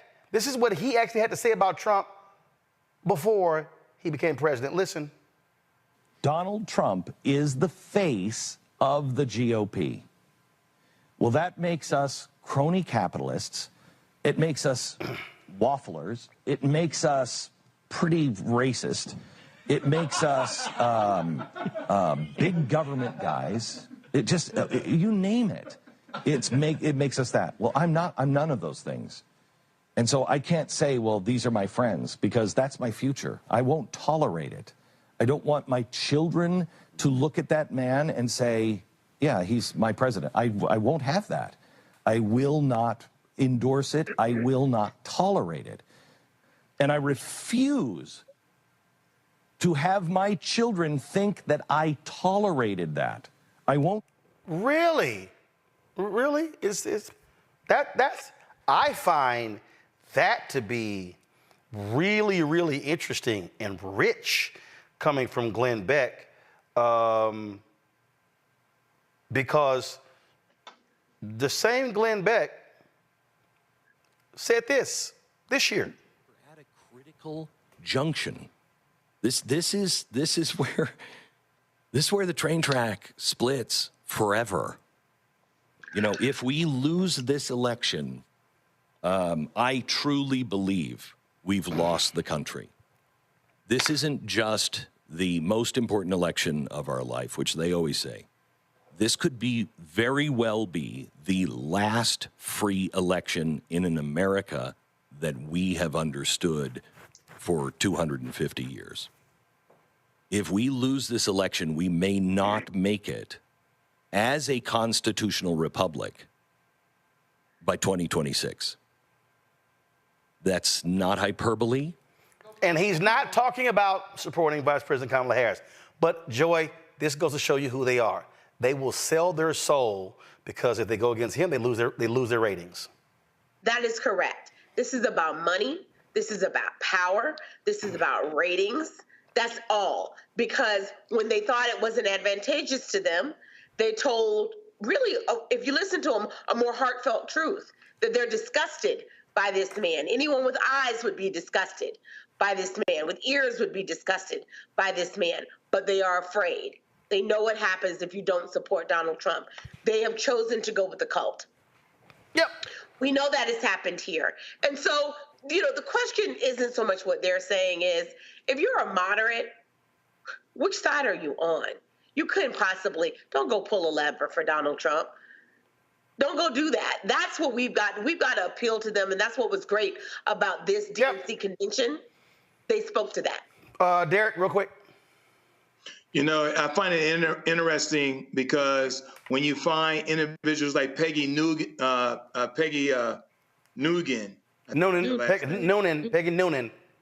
Yeah, Peggy Noonan. She goes, well, the Democrats stole family values and patriotism and all that. No, what you all did not hold Donald Trump accountable. And when you got folks like her, you got folks like, as you stated, Roland, Glenn Beck. I mean, heck, our governor right here in Georgia, Brian Kemp. I mean, Donald Trump talked about the man's wife. And now you got Brian Kemp cozying up with Trump. Yep. And so there was a time where flip-floppers, it was a death cross, but not today because they're willing to kiss the ring and become obsequious to the degree. Before I talk about the University of South Carolina having two racists attack the vice president, this is what the Kennedy family had to say about that idiot Robert Kennedy Jr. endorsing Trump. It says that statement of Robert Kennedy Jr.'s announcement today. We want an America filled with hope and bound together by a shared vision of a brighter future. A future defined by individual freedom, economic promise, and national pride. We believe in the Harris and Walls. Our brother Bobby's decision to endorse Trump today is a betrayal of the values that our father and our family hold most dear. It is a sad ending to a sad story. Signed by Kathleen Kennedy Townsend, former, of course, governor of Maryland, Courtney Kennedy, Kerry Kennedy, Chris Kennedy, and Rory Kennedy. And Kerry Kennedy and others have vowed to campaign for Vice President Kamala Harris, Governor Tim Walz. I told you earlier about what the racists are doing in South Carolina. A student organization is bringing them in for this Uncensored America. They're hosting a comedy roast where two of the speakers are white supremacists. The subject of this roast is, of course, Democratic nominee Vice President Kamala Harris. It lists Gavin McInnes, the founder of the white supremacist group, the Proud Boys, as one of the speakers. It also listens this other fool, Milo, I never can pronounce his last name, but he's also a violent racist and just absolutely nuts. Courtney McLean is a 2023 graduate of University of South Carolina, also executive chair of the South Carolina NAACP Young Adult Committee. She joins us now. She created a change.org petition to stop the event from happening. Glad to have you here. What has been the response thus far of this shameful, despicable, and frankly, gross planned roast, Courtney? Yes. So, of course, plenty of students, alumni, donors, and community members are very outraged what is going on. Students are hoping that they can take some direct action on campus, but some of them are feeling afraid to do so due to previous actions taken by the university last summer when students decided to speak out. So as of right now, we are trying to make sure that students feel comfortable on campus, as well as making sure to maintain the pressure on President Emeritus and the Board of Trustees to get this event removed off campus. It sort of reminds me of when the racist, I forgot that fool name, he came to Texas A&M University, and we put Richard Spencer. And this is what these fools do. And then what they do is they want to blow this thing up, make it huge, and they get people outraged. Then it gets canceled to say, oh, see, there's no free speech in America. This is cancel culture. That's always their aim. Yes. Yes, that's exactly what they're doing. Currently online, both the student organization and the speakers are harassing people using slurs, sexism, racism, and they even attacked one of our notable alumni, Bakari Sellers, with a homophobic slur. I have gotten some things directed to me from Milo and the student organization as well. So what they're really going to do is really troll people, get them to engage with them, really use rage bait, I would say, and really just trying to make this so much more chaotic and really hiding behind the use of free speech in order to spread hate on this campus. Well, and look, that's their goal, and they want to do this. And so, and they have no problem appealing to the racist in the Republican Party. That's what their goal is, because that's how they built their names. That's how they make their money. Yes, I think the biggest disappointing thing is seeing the university say that this type of organization and these types of speakers are allowed to have a freedom of speech on campus. And it is sad to say that our university is really indirectly endorsing this event, because not only are you allowing them to use the facilities, which is one of the nicest facilities on our campus, but you are allowing them to bring people who have a history of violence, of sexism, of homophobia, of racism, and creating a toxic environment for these students. And those of us who are wanting to speak out, wanting to demonstrate, we are really kind of pushed over to the side and told that don't really matter. All of the emails that people have been sending, now the university has an automated response. So when you send an email, you're not even speaking directly to a representative anymore. They are directly sending you an automated response. And I've gotten about 4 different of those emails from people sending me the response that they got, and they were all identical. Well, in fact, this is Milo targeting you, introducing Miss Courtney McLean. So he posted this video here and I haven't played the video. And then, of course, when you click it, you see the comments underneath here. And then you see folks attacking you. You see folks dogging you. But that's what these folks do. I mean, it's all about trashing. It's all about bringing their racist points of view to the table. That's exactly what their goal is. And so, and again, that's what's going on here. Mm-hmm. Yes, and the biggest thing with the petition, so originally we really just wanted 1,000 signatures, but thankfully we have surpassed that number, and we continue to get an outpouring of support from alumni, from donors, from media, and really wanting to amplify what we have going on at the university, because this is not a singular incident. This is an occurrence with a larger problem that the university has.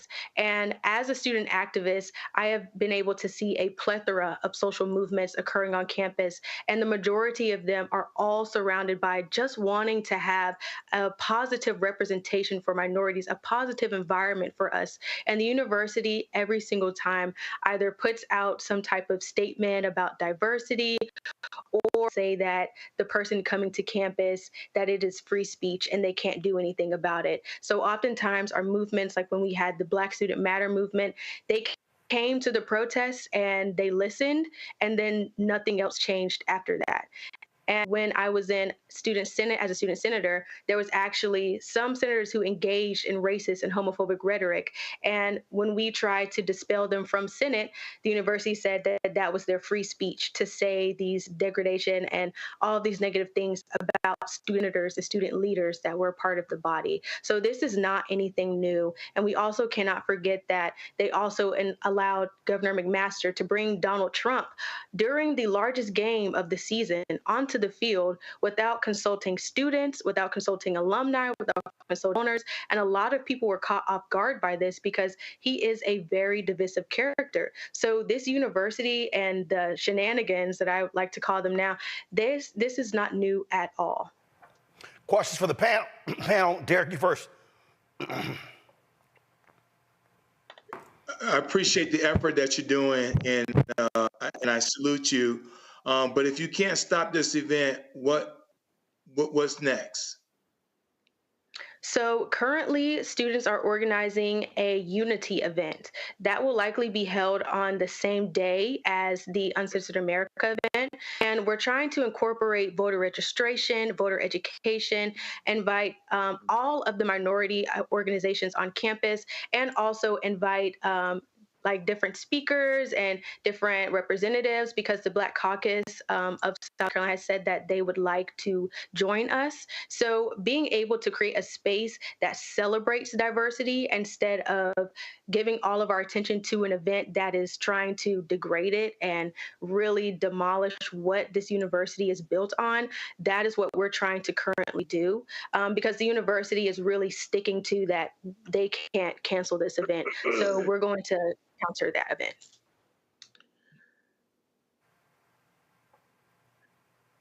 This is Joy. I'm gonna jump in here. I mean, I would love for just to put the ad back up, because I really want people to look at it. And if you are a moderate out there, maybe you're a moderate watching this show, maybe, making a case to them, this is who's representing you. Kamala, spelled C-U-M. The ads that were out there chastising this young lady, the nasty things, I only caught a glimpse, but it was clear. These are sexually threatening ads, sexually threatening comments. And so freedom of speech aside, the question is this the party you want to support?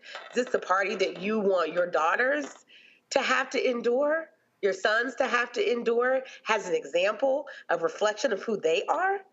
This is trash. This isn't becoming, and it's certainly not about family values. Certainly not. So, Courtney? I am so sorry this happened to you. I am so sorry that this happened to you. Courtney, your response? I want everyone else to... Hold on one second. Courtney, your response.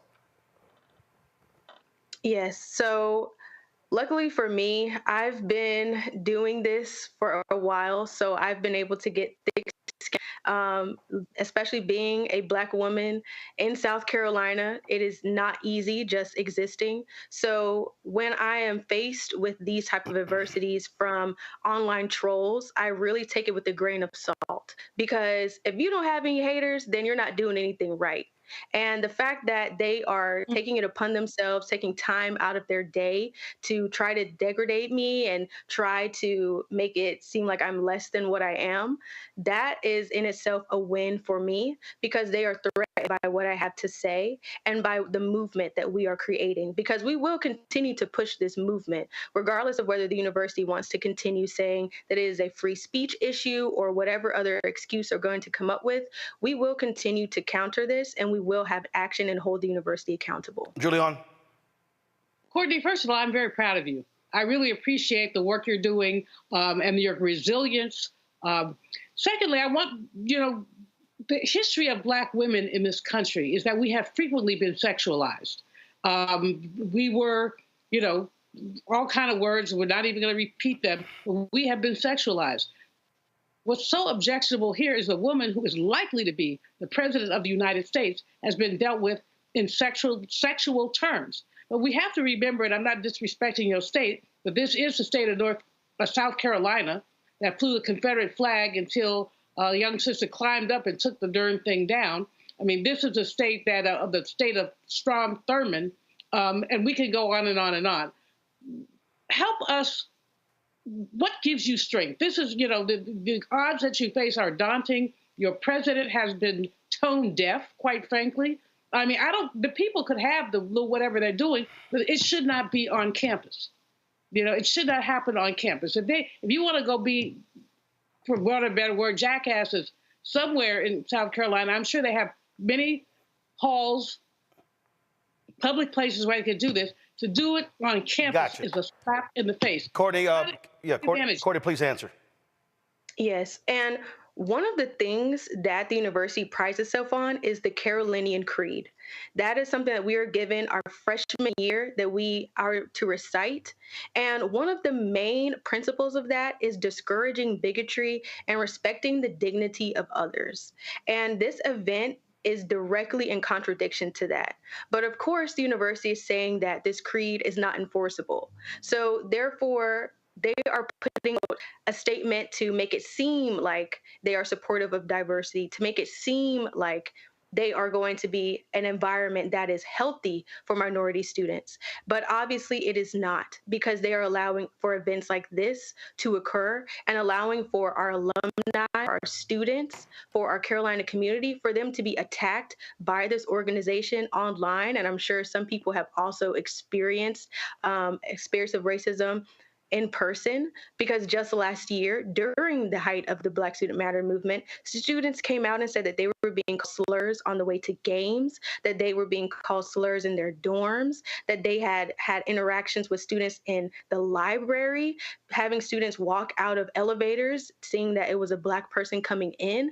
This is not something new with the university, and seeing that they are directly contradicting with the creed that they wrote, that they published, and that they are very prideful to have, it shows where this university stands on this issue, and it shows the facade and how we are finally poking holes in what they have continued to perpetrate for years and years and years now.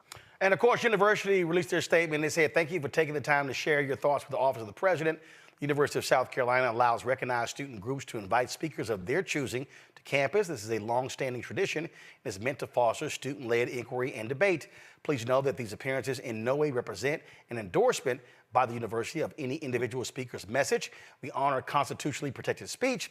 We have resources available to help students learn more about civil discussion and debate in a manner that allows everyone to exercise their First Amendment rights. Please feel free to visit the Free Speech on the Campus page on our website to learn more. We thank you again for sharing this feedback to the Office of the President, University of South Carolina. Well, Courtney, good luck. When is it supposed to take place? It's supposed to take place on September 18th. And as we get everything together for the Unity event, it will likely be held, if not the same date, very, very soon. And I will definitely be posting about that as well. Cool. And I would love to have anyone who is currently watching, if you would like to help fund the event, would like to come speak at the event and just show support for students, that we would love to have you there. All right. Keep us updated. We appreciate it. Thanks a lot. Thank you. All right, folks, we come back. Of course, Black and Missing. We'll talk about that. Plus, the cop that shot that Black Air Force airman in Florida, now been charged. We'll tell you about that as well. You're watching Roland Martin Unfiltered on the Black Star Network. Hatred on the streets, a horrific scene, a white nationalist rally that descended into deadly violence. White people are losing their damn minds.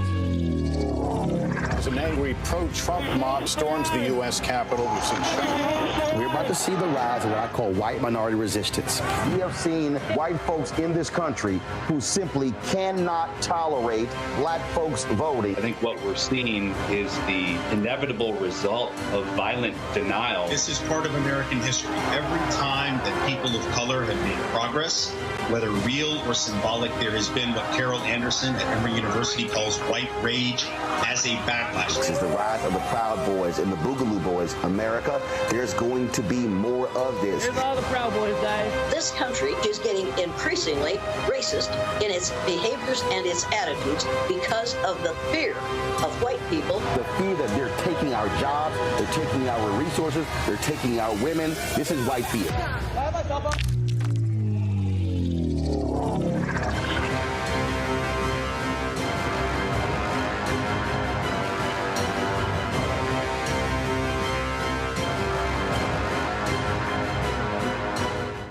Hello, I'm Paula J. Parker. Truly proud on the Proud Family. I am Tommy Davidson. I play Oscar on Proud Family, Louder and Proud. Hi, I'm Jo Marie Payton, voice of Sugar Mama on Disney's Louder and Prouder, Disney Plus. And I'm with Roland Martin on Unfiltered.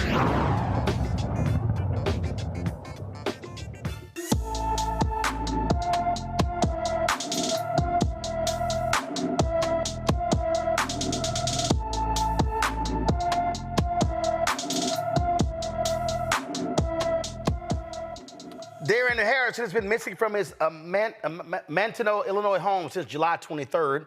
The 15-year-old is 5 feet 8 inches tall, weighs 244 pounds, with black hair and brown eyes. Anyone with information about Darren Harrison should call the Kankakee County, Illinois Sheriff's Office at 815-933-3311, 815-933-3341. The former Florida deputy who killed a black U.S. Air Force senior airman is facing charges related to the incident. Eddie Duran is charged with 1 count of manslaughter with a firearm for the May 3rd shooting of Roger Fordson, who was killed in his own home. The 23-year-old serviceman was in his home in Fort Walton Beach, Florida, when Duran responded to the apartment for a call reporting a domestic disturbance. However, Fordson was alone in the apartment.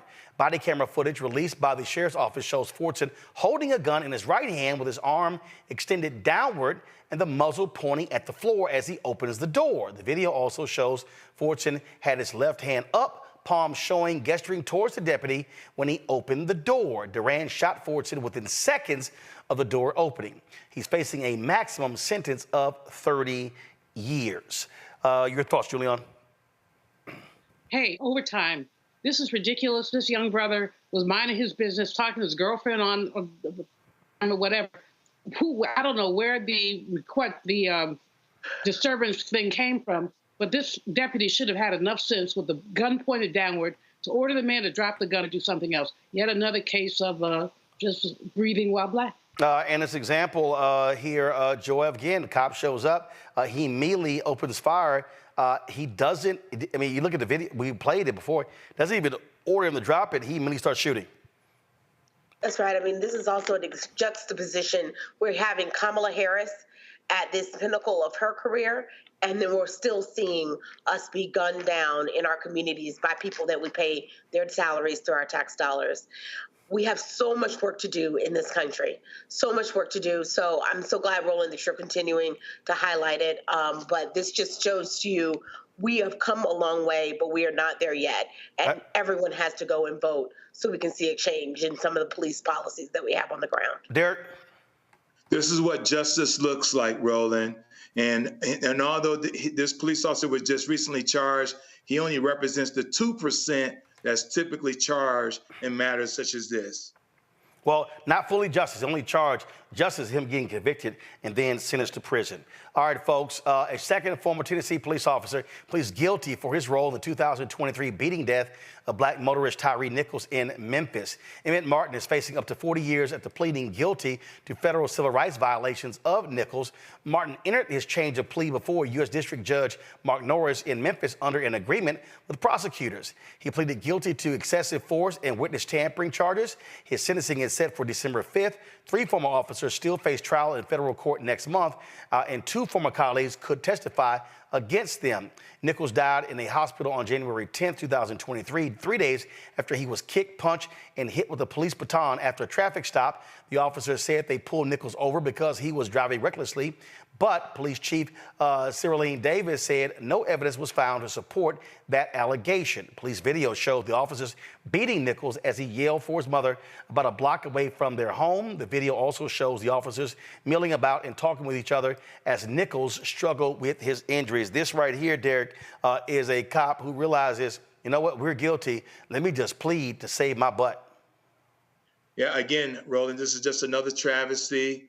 And it has nothing to do with that these police officers are black. This simply is another illustration when law enforcement abuse their oath and go too far with their abusive tactics when it comes down to killing an innocent citizen. Joy? Yeah, let me just say, justice really would be none of these things happening to begin with, because this does not happen to white people. This happens to black people, in particular black men, and black women too, frankly. So justice would be not just getting them off the streets once they've done these types of crimes, but these people are losing their lives. They're dead. Justice would be us getting in front of this and creating an incentive where these officers will police themselves. Julian? Ooh. You know, looking at the video, it spins chills down your spine to look at that man being beaten like that, recklessly beating. Another piece of this is the fact that all the officers being charged, 5 of them or 6, were all African American. So this is in some way the blackness does not trump police culture. And that's the thing, that's what has to be changed, is police culture. The notion that you have the nerve to think that you can beat somebody like that and it's okay. Joy is right. It's not only about voting. It's really about changing police culture, because so many of our people are dying because these people are out of control. Folks, let's go to this next story here. A federal judge says Breonna Taylor would be alive today if her boyfriend, Kenneth Walker, never fired shots at the officers executing a no-knock warrant in the middle of the night. Judge Charles Simpson III dismissed major felony charges against two former Louisville police officers, Joshua James and Kyle Meany, who were accused of falsifying a warrant that led police to Taylor's door before they fatally shot her during the March 2020 botched raid. Simpson's ruling declared that the actions of Taylor's boyfriend were the legal cause of her death, not a bad warrant. The charge would have been a violation of Taylor's civil rights to be free from an unreasonable search. It was the charge against both former officers that claimed their action in obtaining a no-knock search warrant led to her death. The charge was dismissed without prejudice against both James and Meany. Meany is still facing a charge of making a false statement to federal investigators, while James is still charged with falsifying records in a federal investigation, conspiracy to falsify records, and witness tampering. Both men's attorneys had also filed to have other charges dropped, but Judge Simpson denied those. The reason this is nuts to me, Julian, is if you don't falsify the warrant, there is no shooting. So this idea that it was the boyfriend's fault, and also, I'm sorry, aren't we living in these, free to carry states, open carry states? You're in your home. Someone's busting in. Your immediate thought is, I'm being attacked, so you fire. This is crazy. It is crazy. What we know is going on here is that very rarely are police charged. When they are charged, judges who are part of their same criminal conspiracy try to basically exonerate these officers. So that saying that the boyfriend was responsible is unadulterated bullshit. Let me just say that, unadulterated bullshit. And hopefully there's an appeal process available. Hopefully this doesn't go away. I know Tamika Mallory and many others have rallied around Breonna Taylor, and as we all should. This is yet another example of police misconduct at best, murder at worst. Joy. Sorry, this is exactly what we've been saying. This is a cultural issue. The notion that the NRA isn't coming out and defending this man fervently is further examples that they're not a serious organization and they're racist too. The fact of the matter is we do not believe Black people have the same rights. We talked about the decision earlier today. We do not believe Black people have the same rights, any rights that a white person is bound to honor. That is still not the law of the land, but that is the culture of the land, and we have to disrupt that. Derek. Where do our civil rights and Second Amendment rights begin where there is end? This is clear where they're creating a narrative, Roland, where the victims are the cause. They went to the wrong apartment, Roland. They went to the wrong apartment. Wrong apartment and falsify the warrant. If you don't do those two things, no need for him to shoot. She's alive. That's right. That's right. And so it's just incredulous that the boyfriend, they're saying, is the cause of Breonna Taylor's death. I mean, she's a registered nurse. She was in the right place at the right time in her own home, sleeping, 1 a.m. And they did a no-knock warrant, went to the wrong place. And now you're going to try to hold the boyfriend account to her death? It's just appalling. Check this out, y'all. So remember those 6 cops in Mississippi who pled guilty to torturing 2 Black men? Again, they pled guilty. Well, check this out, y'all. Brett McAlpin, go to my iPad. He's one of those 6 white cops. Of course, he now is appealing his sentence. Now, the officers got sentences ranging from 10 to 40 years. He got hit with 27 years, the second longest sentence. Check this out. His attorneys call it unreasonable because they say he waited in the truck of the other officers carried out the torture. So that's just unfair. Well, I'm sorry. What happens in these cases, Derek, is when you plead guilty, it's kind of up to the judge. So this whole deal of trying to appeal your sentence, sorry, dude, you were there. You could have stopped it. You didn't. And he is an accessory to the crime, Roland. I mean, I just, I don't get it. I don't get it. It has nothing to do with if you were inside the building, outside the building, in the car. I mean, he was part of this situation. And so there's a level of accountability and responsibility that should be placed. And he said he was guilty. So to your point, he's guilty. Check this out, Julian. U.S. District Judge Tom Lee called the former officer's actions egregious and despicable and gave sentences near the top of federal guidelines to 5 of the 6 men who attacked Jenkins and Parker. Quote, the depravity of the crimes committed by these defendants cannot be overstated, Merrick Garland said after federal sentencing of the 6 former officers. I mean, here's the whole deal. When you plead guilty, it's no longer in your hands. Exactly. No, you know, these guys, they're bad actors. We know that. 27 years is a small price to pay for what they did to those black men. A small price to pay. He need to get on his knees every morning and say, Lord, thank you for not giving me 40 years. That's what needs to be happening. What we see is a systematic devaluation of black lives. So when people talk about why do you say black lives matter? Because that shows you that for some people, black lives do not matter. Check this out. Go back to my iPad. Cooperstein is asking, this is the attorney for McAlpin, is asking the appeals court to toss out his sentence and order a district judge to set a shorter one.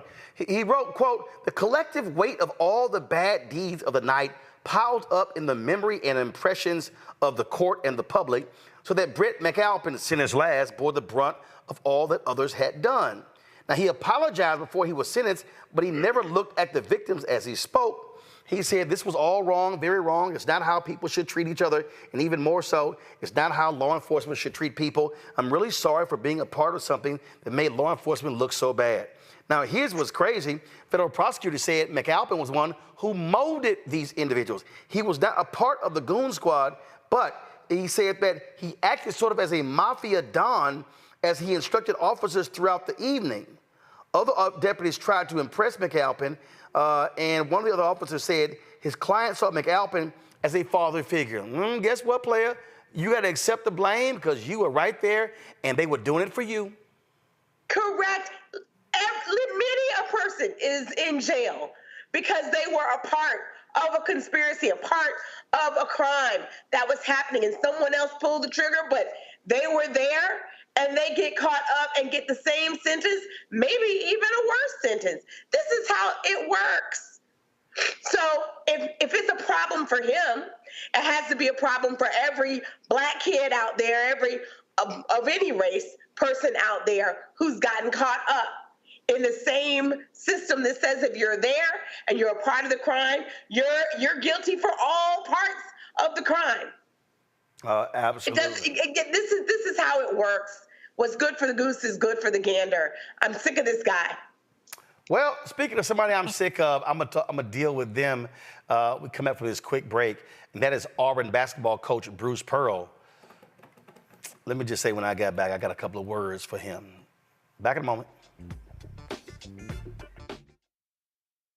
On the Black Table with me, Greg Carr. We featured the brand new work of Professor Angie Porter, which, simply put, is a revolutionary reframing of the African experience in this country. It's the one legal article everyone, and I mean everyone, should read. Professor Porter and Dr. Valencia Watkins, our legal roundtable team, join us to explore the paper that I guarantee is going to prompt a major aha moment in our culture. You crystallize it by saying, who are we to other people? Who are African people to others? Governance is our thing. Who are we to each other? The structures we create for ourselves, how we order the universe as African people. That's next on the Black Table, here on the Black Star Network. Bruce Smith, creator and executive producer of The Proud Family, Louder and Prouder. And you're watching Roland Martin Unfiltered.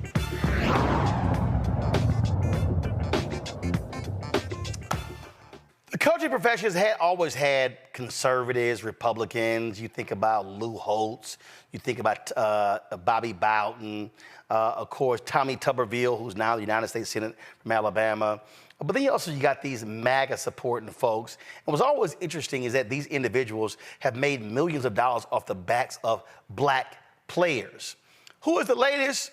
Auburn basketball coach Bruce Pearl.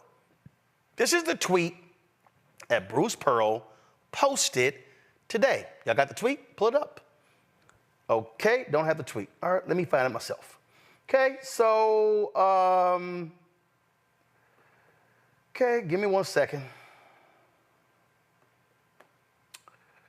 I saw this tweet, and of course, I had to comment on this here. And so, now, he's tweeted a lot of stuff in support of Israel.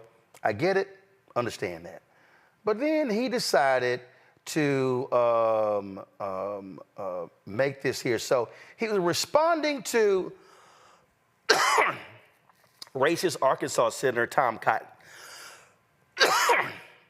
This is what Pearl tweeted. Thank you for pointing this out, Senator Cotton.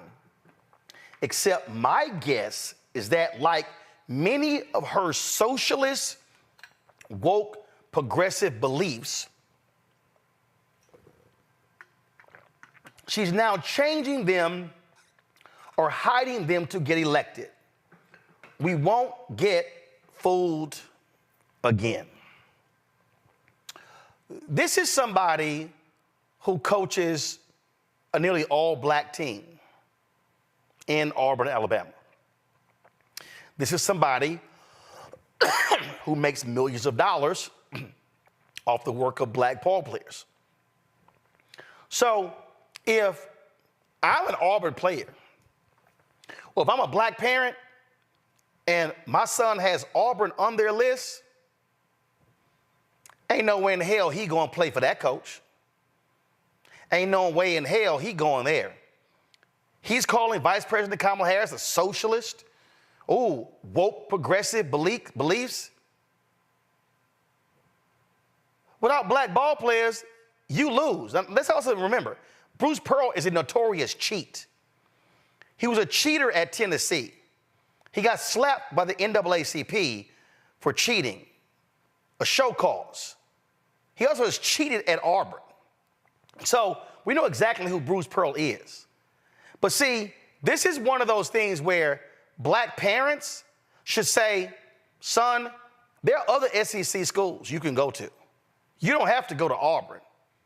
And there's no way in hell I would allow my son, my nephew, to play ball under an idiot like that.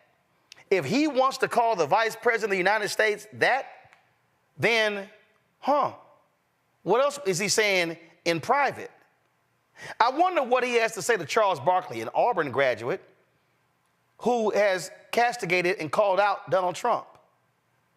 See, the only way you affect these things is when black ball players have the guts to publicly say, I'm not coming. If they have some top basketball players who've already committed to Auburn, decommit. I guarantee you there are other top programs that will gladly take your talents. But Bruce Pearl, nah, shut his ass down, because this crap that he just posted is shameful and despicable. And you know what happens? If his behind starts losing, they will cut him and send him on his way. Derek? You know, Roland, I was just thinking that those 12 or however many basketball players that are black on that team of the 12 walk into the AD, the athletic director's office, and say, we're not playing for Coach Pearl. And just give them the reason. Just say, just hold up the tweet, Roland. See, because we have to take a stance now. And it's one thing to say the quiet parts out loud, but it's something else that someone like him in his position can say to Senator Cotton, thank you for giving me the opportunity and the reason to show my true colors. Joy? Let me tell you, and it's not just these black players. I don't want to put it all on them. It's any star player. First of all, Joy, ain't no other players on the team but black players. Right, but it's not just them. You just said star players. Ain't no other star basketball players on the team except black dudes. Fair enough, but it's got to be the whole athletic program too, saying that anyone who's playing with this person, he's a leader at that school. He's not just over the basketball team. He is a leader at that school, setting the tone, and other coaches that are alongside him. We need them to stand up against him as well. We need everyone to say, he's not for us, not because he doesn't support Kamala Harris. Nobody cares about that. It's because of the way he's speaking, the way he's talking. And if that's what he'll do in public, God knows what he's saying in private. There can be no space for this type of person in the leadership of your operation. Julian? I absolutely agree with Joy. I mean, it's despicable. And you're right, Roland, the players need to walk off. Obviously, actions have consequences, but some of them have to have more conscious than dealing with the consequences. In many of our elite universities, we see this time and time again, smiling in public, racist zings in private. We're just lucky that the tweet got out or the email got out, but that shouldn't be the end of it. That truly shouldn't be the end of it. Derek is right. Go to the AD, make some noise, and basically the AD and or the university president to say to the university president, this is what you've got here. We don't need to win games so badly that we will condone a race. We don't need to win that badly. And somebody else can coach, because actually these brothers on this team, they've got the talent. I won't say coaches are a dime a dozen because most of them make a couple mil, but they can be replaced.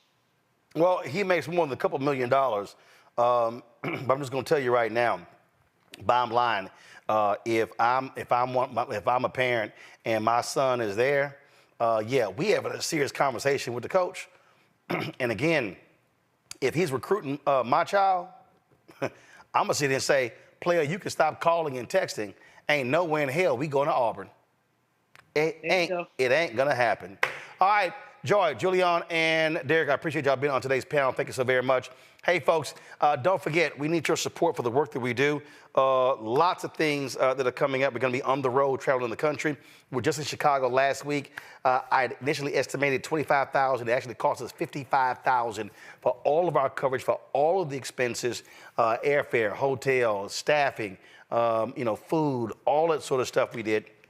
And so, again, your dollars are crucially important. The goal, we're about $350,000 down from our goal. The goal, of course, is to get 20,000 of our fans contributing on average $50 each, which raises $1 million. And that's $4.19 a month, 13 cents a day.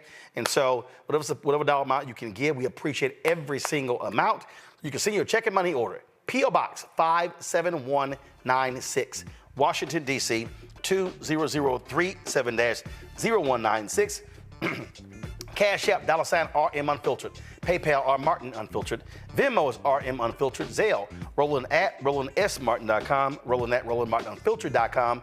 Download the Black Star Network app. Apple phone, Android phone, Apple TV, Android TV, Roku, Amazon Fire TV, Xbox One, Samsung Smart TV.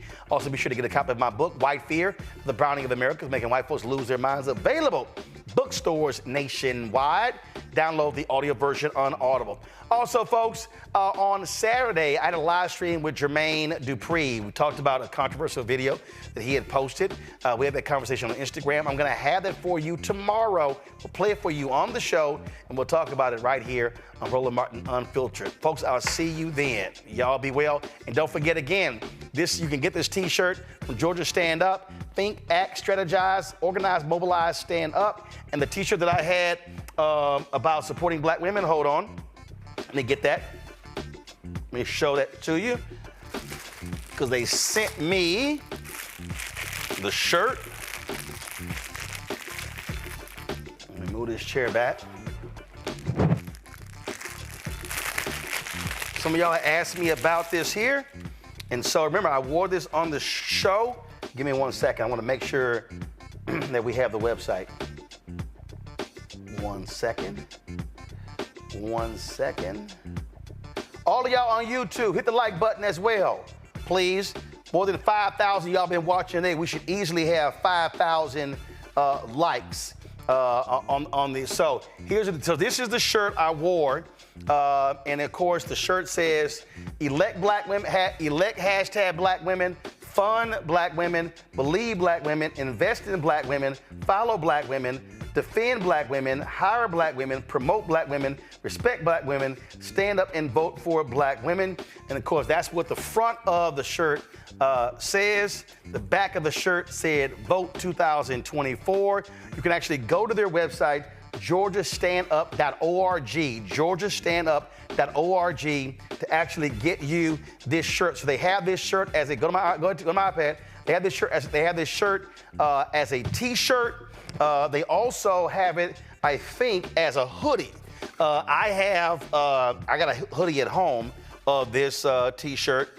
And then they also have, of course, this is used for them to raise money. They're a grassroots organization there in Georgia. They also have these here, Stand Up and Vote shirt. You say it's right here, we do make the difference. And then, of course, on the back, it says vote. So they have this as a t-shirt, and they have this as a hoodie as well. And so I have both of those. And so Deborah Scott does a great job with them. I was, of course, when I wore the shirt, she was like, hey, we got to get some more made. And I was like, yes, you do. And so, again, that's Georgia Stand Up. Deborah Scott, she's a leader of them. So, again, if you want to get that T-shirt or even get this T-shirt, go to georgiastandup.org, georgiastandup.org, to support their work. The money raised from these T-shirts goes to fund the grassroots campaign. Georgia's a state that we're going to need. And so the work that they do is critically important. We did a lot of work with them in 2020 and 2022. We did work with them. We also did work with, of course, Helen Butler with the Coalition for the People's Agenda as well, and the Black Women's Roundtable. And so please support the work that they do. All right, y'all. I will see y'all tomorrow. Holla! Black Star Network is here. Oh, no punch! I'm real revolutionary right now. Thank you for being the voice of Black America. All momentum we have now, we have to keep this going. The video looks phenomenal. See, there's a difference between Black Star Network and black-owned media and something like CNN. You can't be black-owned media and be scared. It's time to be smart. Bring your eyeballs home. You dig?